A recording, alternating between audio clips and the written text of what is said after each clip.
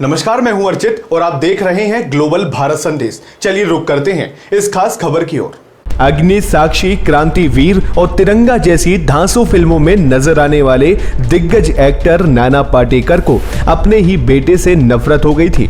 अपनी personal life के बारे में बहुत कम बात करने वाले नाना पाटेकर ने हाल ही में अपनी जिंदगी से जुड़े कुछ कड़वे सच को बयां किया है, जिसको लोग जानते ही नहीं हैं। उन्होंने बताया कि शराब तो वो नहीं पीते थे, लेकिन सिगरेट पीने की लत उन्हें भयंकर थी।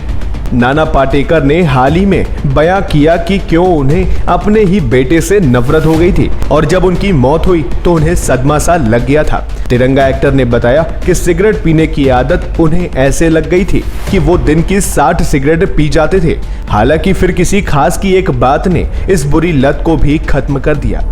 नाना पाटेकर ने मीडिया से बातचीत में अपनी पर्सनल लाइफ के बारे में खुलकर बात की। उन्होंने बताया कैसे उनकी पत्नी से उनकी मुलाकात हुई, क्यों उन्हें अपने ही बेटे से नफरत होने लगी और कैसे उनके सिगरेट पीने की बुरी लत खत्म हो गई।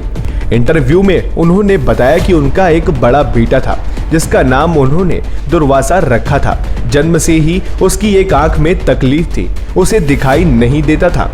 एक्टर ने बताया कि मुझे इतनी नफरत होने लगी कि जब मैंने उसे देखा तो ये सोचता था कि लोग क्या सोचेंगे कि नाना का कैसा बेटा है।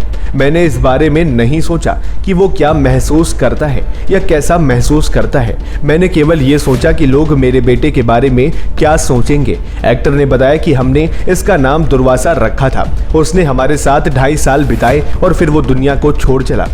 उन्होंने कहा, आप क्या कर सकते हैं, जीवन में कुछ चीजें तय होती हैं। इसी बातचीत में उन्होंने बताया कि मुझे सिगरेट पीने की लत थी। मैं नहाते समय भी सिगरेट पीता था।